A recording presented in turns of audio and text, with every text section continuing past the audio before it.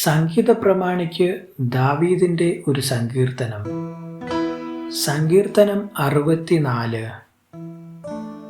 ദൈവമേ, എൻ്റെ സങ്കടത്തിൽ ഞാൻ കഴിക്കുന്ന അപേക്ഷ കേൾക്കണമേ.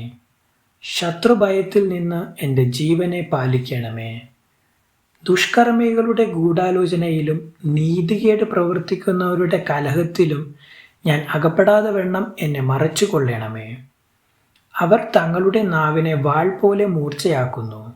നിഷ്കളങ്കനെ ഒളിച്ചിരുന്ന് എയ്യേണ്ടതിന് അവർ കൈപ്പുള്ള വാക്കായ അസ്ത്രം തൊടുകയും ശങ്കിക്കാതെ പെട്ടെന്ന് അവനെ എയ്തു കളയുകയും ചെയ്യുന്നു.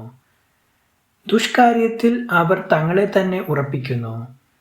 ഒളിച്ച് കണിവെക്കുവാൻ തമ്മിൽ പറഞ്ഞുക്കുന്നു. നമ്മെ ആർ കാണും എന്ന് അവർ പറയുന്നു. അവർ ദ്രോഹസൂത്രങ്ങളെ കണ്ടുപിടിക്കുന്നു. നമുക്ക് ഒരു സൂക്ഷ്മസൂത്രം സാധിച്ചു പോയി എന്ന് പറയുന്നു. ഓരോരുത്തൻ്റെ അന്തരംഗവും ഹൃദയവും അഗാധം തന്നെ. എന്നാൽ ദൈവം അവരെ എയ്യും. അമ്പുകൊണ്ട് അവർ പെട്ടെന്ന് മുറിവേൽക്കും. അങ്ങനെ സ്വന്തം നാവ് അവർക്ക് വിരോധമായിരിക്കയാൽ അവർ ഇടറി വീഴുവാൻ ഇടയാകും. അവരെ കാണുന്നവരൊക്കെയും തല കുലുക്കുന്നു. അങ്ങനെ സകല മനുഷ്യരും ഭയപ്പെട്ട് ദൈവത്തിൻ്റെ പ്രവൃത്തിയെ പ്രസ്താവിക്കും. അവൻ്റെ പ്രവൃത്തിയെ അവർ ചിന്തിക്കും. നീതിമാൻ യഹോവയിൽ ആനന്ദിച്ച് അവനെ ശരണമാക്കും. ഹൃദയപരമാർത്ഥികൾ എല്ലാവരും പുകഴും.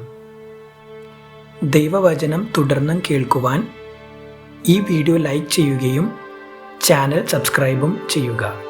ദൈവം നിങ്ങളെ അനുഗ്രഹിക്കുമാറാകട്ടെ.